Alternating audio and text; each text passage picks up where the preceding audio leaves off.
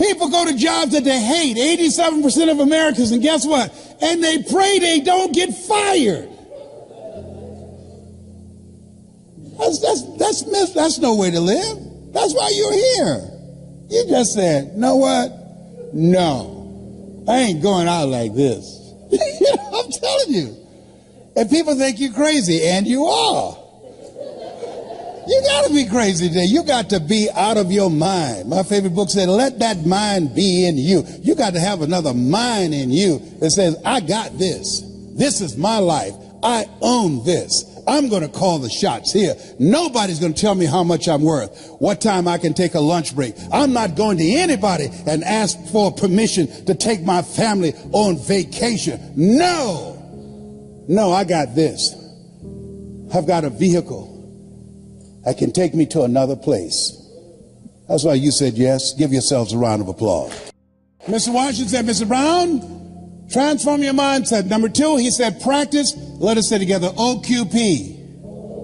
Write this down. Only quality people. Only quality people. You don't want everybody in your organization. You want only quality people. Here's something else he said. Mr. Brown, yes, sir. And this is what we're going to do in this presentation. That's called presentation power. He said, develop your communication skills, how you present yourself, how you sell yourself. He said, once you open your mouth, you tell the world who you are.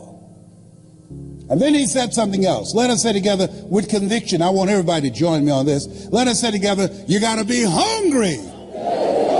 Say it again, you got to be hungry. He said, what do you want to do with your life, young man? I said, sir, I want to buy my mother a home. He said, you got to be hungry. I said, what do you mean by that? He said, people that are hungry are willing to do the things today others won't do in order to have the things tomorrow others won't have. He said, people that are hungry are relentless. People that are hungry are unstoppable. People that are hungry refuse to give up. People that are hungry, no excuse is acceptable for not making their dream become a reality. I said, I'm hungry, sir. I'm hungry to take care of my mother. I'm hungry to make she'll never have to pay another bill once I turn 18. And she hasn't, Mr. Washington. I'm hungry, sir, for another life. I'm not going to die here in Liberty City. I want to travel, sir.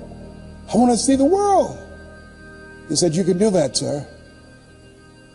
He said, practice OQP, only quality people.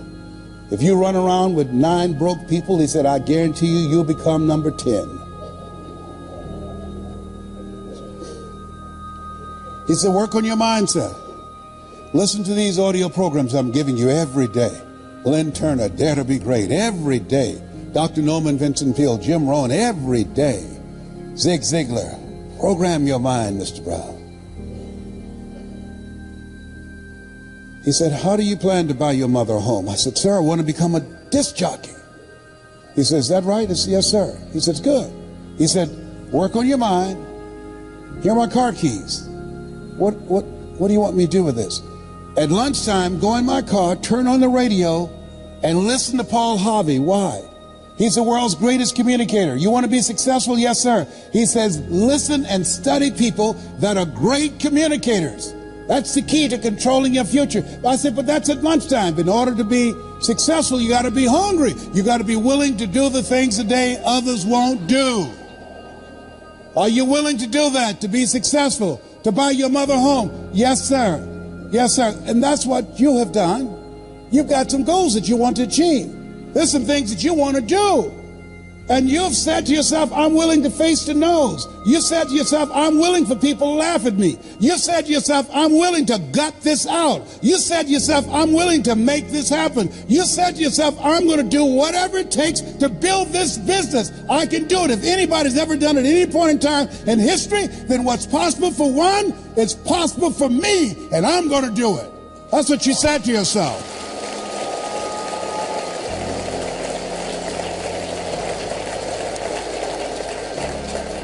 He said, listen to Paul Harvey every day. So you want to be a disc jockey? Yes, sir. He said, I want you to create your format. What will your personality be? What style are you going to have? I said, wait a minute, sir. I want to be a disc jockey, but I don't have a job yet. And then he said something. He said, it's better to be prepared for an opportunity and not have one than to have an opportunity and not be prepared. He said, you got to expect to become successful. Let us say together, I expect to win. I expect to increase my recruitment. I expect to be a great presenter. I expect to become a millionaire. It's my time. It's possible. It's necessary. It's me. It's hard. It's worth it. Nietzsche said, if you know the why for living, you can endure almost anyhow. Your homework assignment, and write down 5 reasons that will make it worth it for you. So when the tough times come, and they're going to come, when you feel like you can't see the light at the end of the tunnel, and that's a part of the process, your reasons will be your rod and staff to comfort you, to take you through the storms of life. He told me, you want to be a disc jockey? Practice on your communication skills. Visualize yourself talking to thousands of people, Mr. Brown. See yourself on stage presenting. Be willing to invest in yourself. Warren Buffett was being interviewed by a financial analyst on CNN. He said, what's the most important investment a person can make today? Warren Buffett, a billionaire, has billions of dollars in the stock market, billions of dollars in real estate. He looked at the reporter and said, the most important investment you can make is in yourself. The reason you're here, the reason you invested your money, your time and energy and transportation and the room and all the costs in a so-called tough economy, because you have the mindset of a billionaire. You know, investing in yourself, you are your most treasured asset. Give yourselves a round of applause. Come on, bring your energy level up.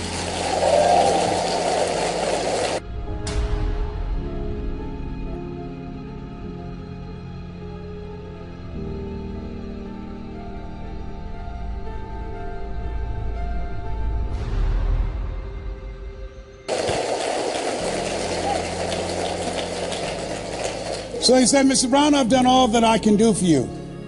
You've got to go out and face the music. You go with the things I've taught you and make it happen. I went to WMBM radio station on Miami Beach. Milton Butterball Smith was the program director. Hello, Mr. Butterball. My name is Les Brown, sir. I'd like to be a disc jockey. He said, young man, you have any journalism in your background? No, sir, I don't. You have any experience in broadcasting?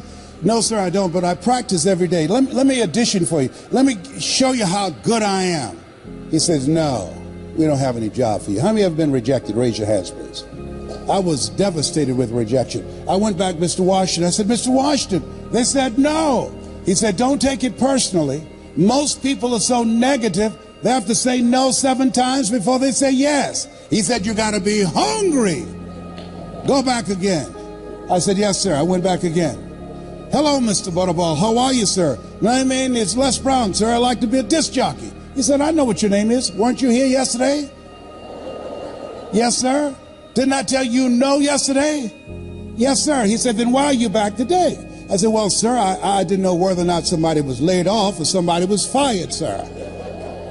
Don't want to laid off or fired. Now get on out of here. I came back the next day, talking loud, looking happy, like I was singing for the first time. I said, hello, Mr. Butterball. How are you? My name is Les Brown, sir. I'd like to be a disc jockey. He said, I know what your name is. Weren't you here the last 2 days? I said, yes, sir. Didn't I tell you no the last 2 days? I said, yes, sir. He said, then why are you back today? I said, sir, I didn't know whether or not someone got sick or someone died, sir. He said, no one got sick or died. No one was laid off or fired. Now don't you come back here again. I came back the next day, talking loud, looking happy, like I was singing for the first time. I said, hello, Mr. Butterball. How are you? He looked at me with rage. He said, go get me some coffee. I said, yes, sir.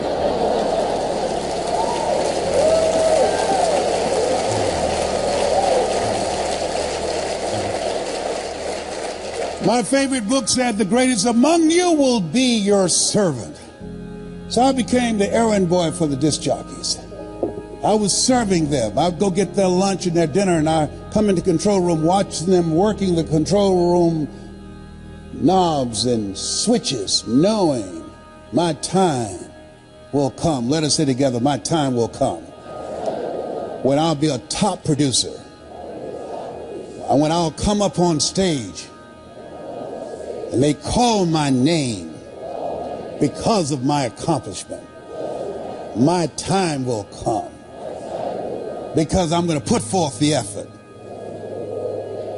And so on the weekends when the disc jockeys would come out to the parking lot, the cars would be clean inside out. They said, hey, who did this? I did, sir. How much do you charge, young man? Oh, nothing, sir. I just wanted to help out. Write this down. Build relationships. Build relationships. Give before you ask people to come into your business. Find some way to compliment them. Talk to them, ask them questions. Find out what's important to them, what's stressing them out, what keeps them up at night, what drives them, what they value. Don't advance with the business. People do business with people they know, like, and trust. That's why you want to tell the story and ask key questions. You want to be strategic and experiential. Write this down. You have an energy signature. People are feeling you out. They're listening to you. They're watching you. And so he said, look, here are my car keys, young man. Donna Ross and the Supremes are coming to town, the Four Tops and the Temptations. I want you to pick them up at the airport and take them to the Fontainebleau Hotel on Miami Beach. It is my pleasure to serve you, sir. I would drive these entertainers all over Miami Beach in the disc jockeys' big long Cadillacs. I didn't have any driver's license, but I'll drive it like I had some. Then one day, it's a Saturday afternoon, a disc jockey by the name of Rockin' Roger was drinking while he was on the air. Rockin' Roger got so drunk, he could not complete the show. He began to slur his words. He's about to fall off the chair. It's a Saturday afternoon, and I was the only one there, looking at him through the control room window, walking back and forth, young, ready, and hungry. I was saying, drink, rock, drink. Drink, rock. I'd have gone and get him some more if he'd asked me to. Then pretty soon the phone rang. It was a general manager. I said, hello? He said, young boy, this is Mr. Clyde. I said, I know. He said, Rock can't finish the program. I said, I know. He said, will you call one of the other DJs in? I said, yes, sir. I hung the phone up and said, now he must think I'm crazy. I called my mama and my girlfriend, Cassandra. I said, y'all come out on the front porch, turn up the radio. I'm about to come on the air.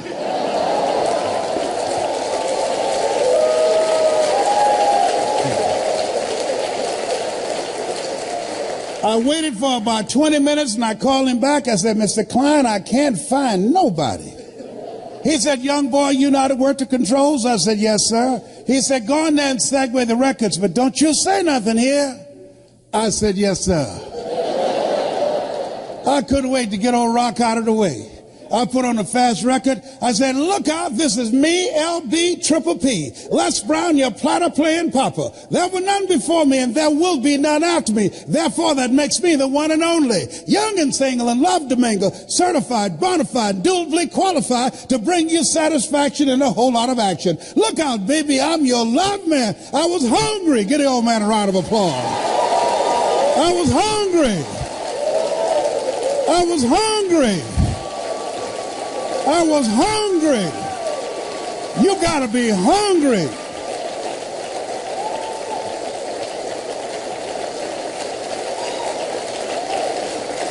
Shake someone's hand on your right and left and say, you gotta be hungry. Do that right now. Shake somebody else's hand. Say, you gotta be hungry.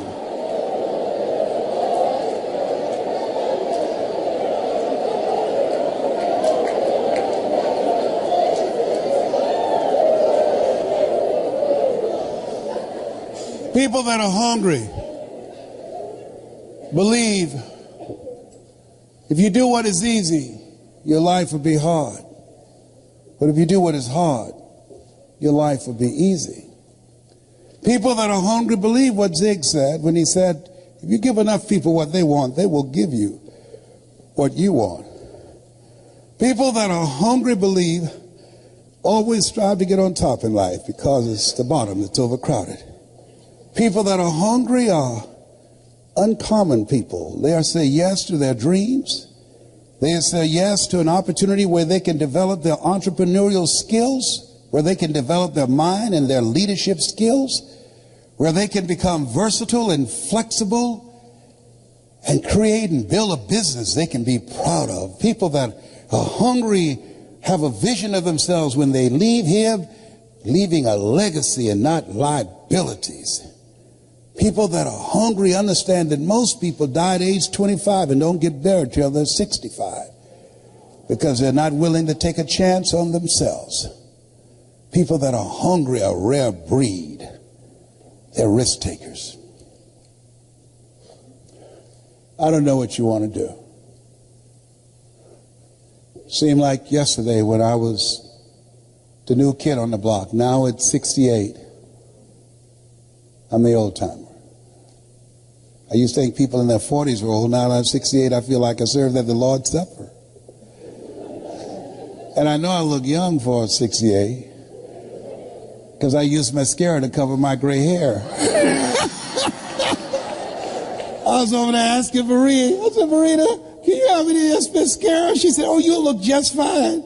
My kids say, Daddy, you look distinguished with your gray hair. I said, 68, I'm not trying to look distinguished. I'm trying to look young. I got to tell you this story. Don't tell anybody, please. I gave this speech at the Georgia Dome. And after I finished, it's called It's Not Over Till I Win. And after I finished, somebody came back and said, Mr. Brown, I know you're tired, and our speaker canceled. Do you have enough energy to do another program? I said, no, I'm tired. Said, we can pay you a full fee of $25,000. I said, the Lord is able.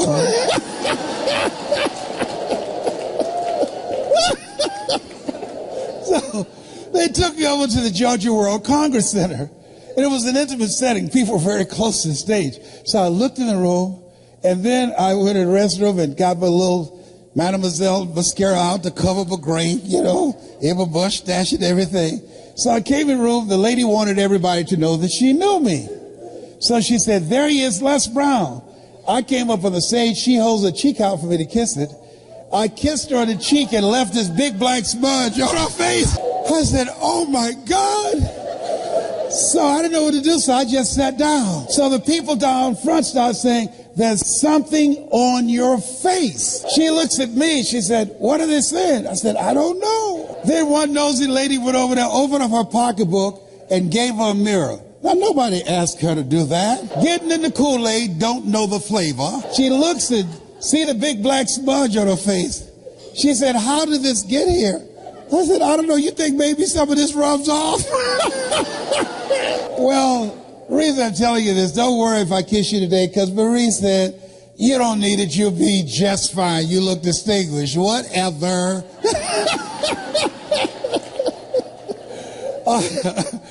How many of you like to learn how to improve your presentation skills? Raise your hand.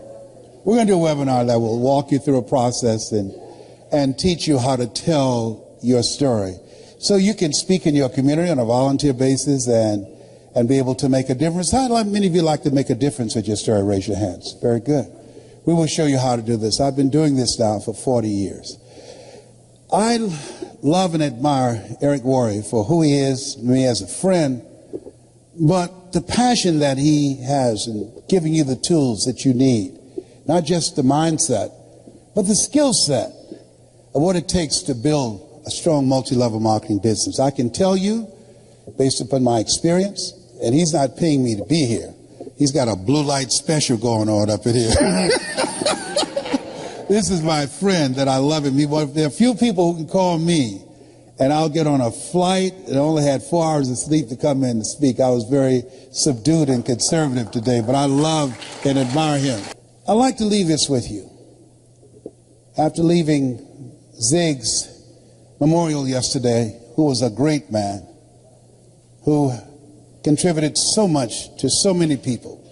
I said, God, let me touch and change millions of people's lives like Zig has done.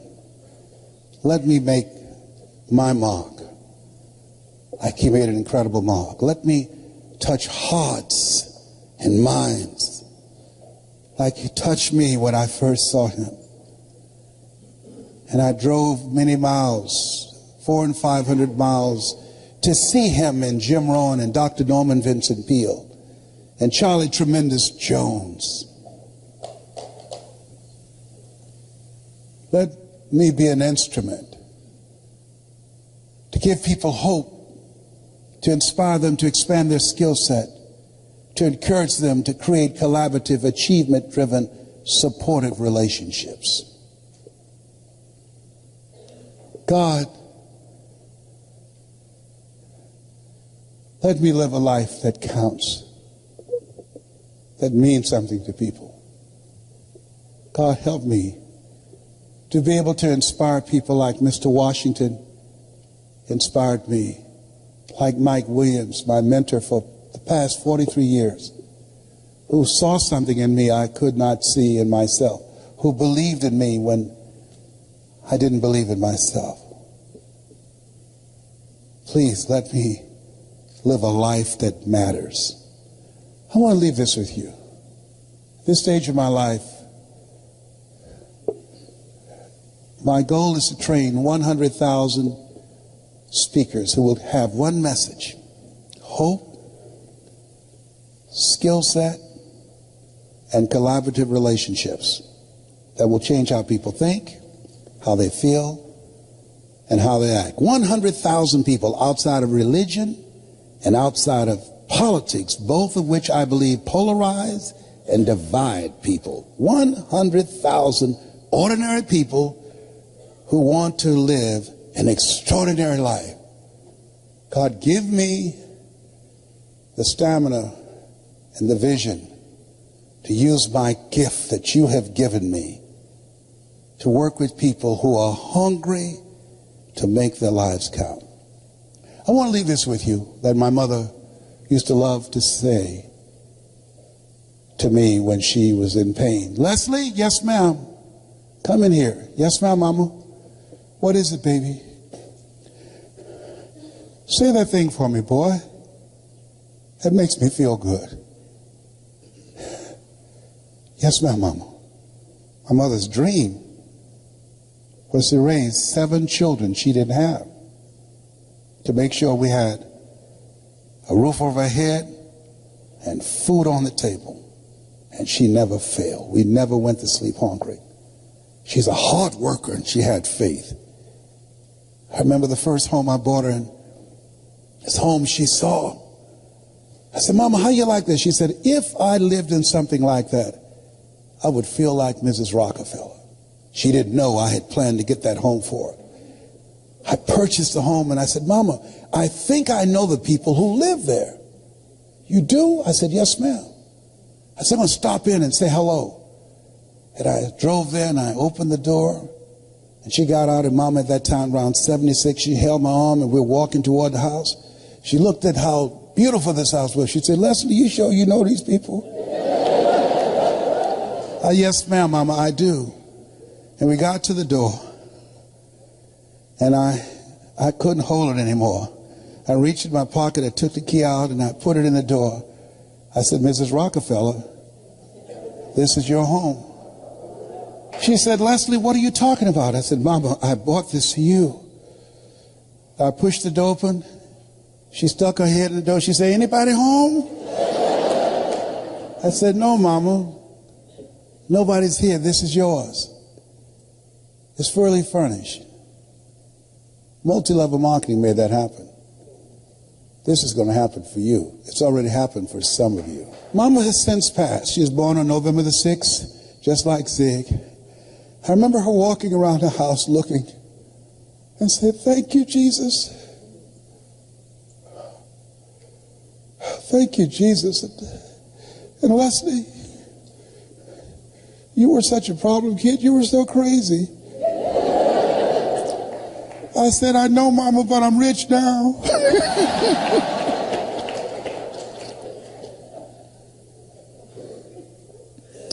I dedicate this to the dreamer in you. Say that thing for me, boy. Yes, ma'am. If you want a thing bad enough to go out and fight for it, to work day and night for it, to give up your time, your peace, and your sleep for it, if all that you dream and scheme is about it, and life seems useless and worthless without it, and if you gladly sweat for it and fret for it and plan for it and lose all your terror of the opposition for it, and if you simply go after that thing that you want with all of your capacity, strengthened together,